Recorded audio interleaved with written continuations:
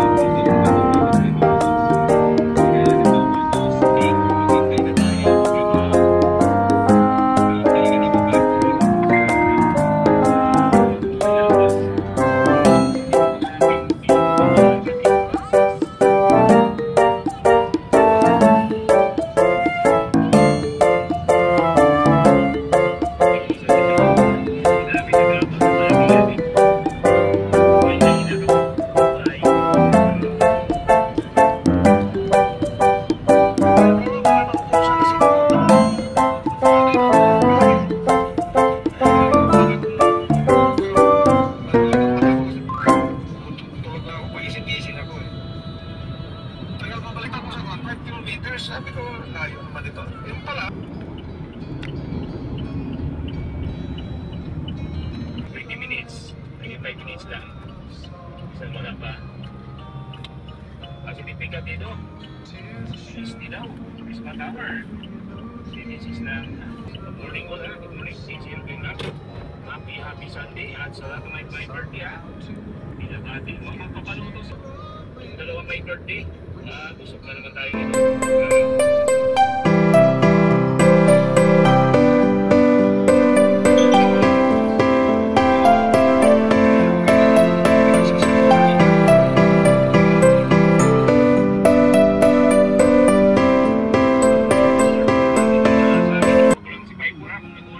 Pag malapit na, ayun, Montoro.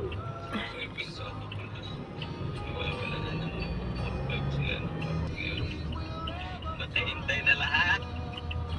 Hindi na lang kaming natira. Kaya, sino pa eh, huwag kang kaspante. Kasi marami pa rin ano. Tayo. So, ang pasahero kasi, pag pinadownload mo. Ayat nga po, dito na kami sa CCF. So, ayan po. Nagpa-grab kami. Nagsakay na lang kami ng grab. Ha? 9 pala daw ngayon mag-start. Ngayon niya lang din nalaman. Ayan, aga natin. Hindi mag-ikot-ikot muna tayo. Nagsiset up. So, salamat kay Kuya Driver naghatid sa amin. So, napaaga po kami. Mamaya pa daw palang 9. So, okay lang po. Tambay muna kami rito.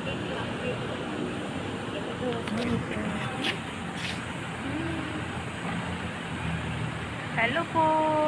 Church muna tayo. ibigay muna natin yung araw na ito sa ating Panginoon. Kasi bukas, trabaho ulit. So, another day, another blessing. See you later. Aking mga anak, yung cafeteria nila rito. Yan po. Kasi mamaya pang 9 ang start. Kala namin 8.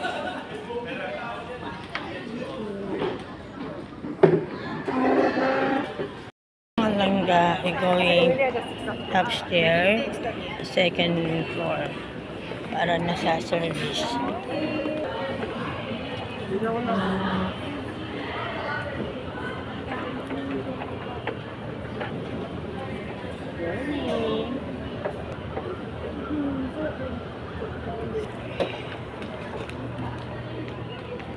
So, ito na po ang entrance papasok sa loob.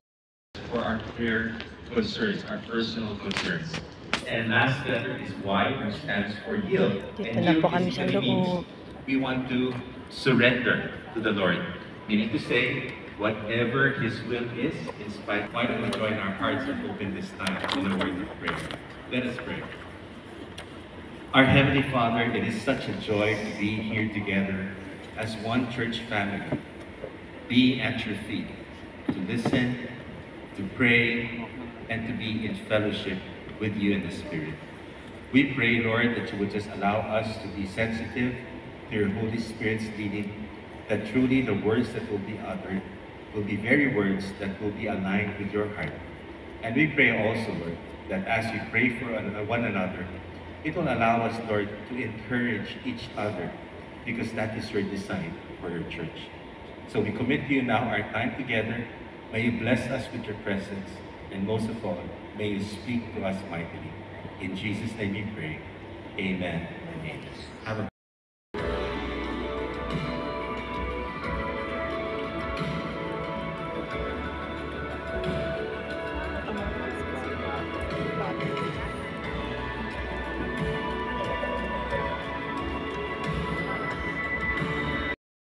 and yet one of the most valuable assets in our society. So, Father, you may be unappreciated and noticed, but from my heart, I praise God for all of you fathers. Praise God.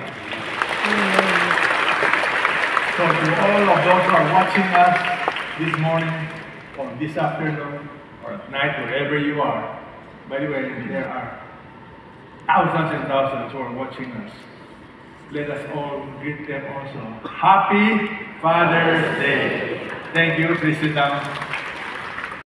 God will provide for you your physical needs, spiritual needs, your future needs. You rely on God. So, what is true prayer? Recognizing who God is. God is your Father. So, when God is your Father, what do you want to do? You want to honor Him. Hallowed be your name. When I pray that prayer, I remind myself now, how will I behave today? Will I bring glory to your name or will I not? See, the word hallowed has the idea of glorifying God. The Bible tells us in Corinthians, everybody, let's read this together. Chapter 10, verse 31. Together. Whether you eat or drink or whatever you do all to the glory of God. I remember a wife thinking of divorcing her husband. And my wife told this wife, if you divorce your husband, bring glory to God. I remember a husband thinking of divorcing his wife. I said, when you do that, will bring glory to God. You see, if you're in business, how will you conduct? What's my point? True prayer will impact your life. Can you imagine if I say, Lord, hallowed be your name? I make sure whatever I do, I bring glory to His name. Recognize who God is. Notice the next phrase. Let's look at that prayer again. Matthew chapter 6, verse 10. Your kingdom come, your will be done. What does that mean? When you pray, you realize God is king. He has a kingdom. your father is not just a good father. He is the King of Kings. Langgat, this time tapos na po yung yung church.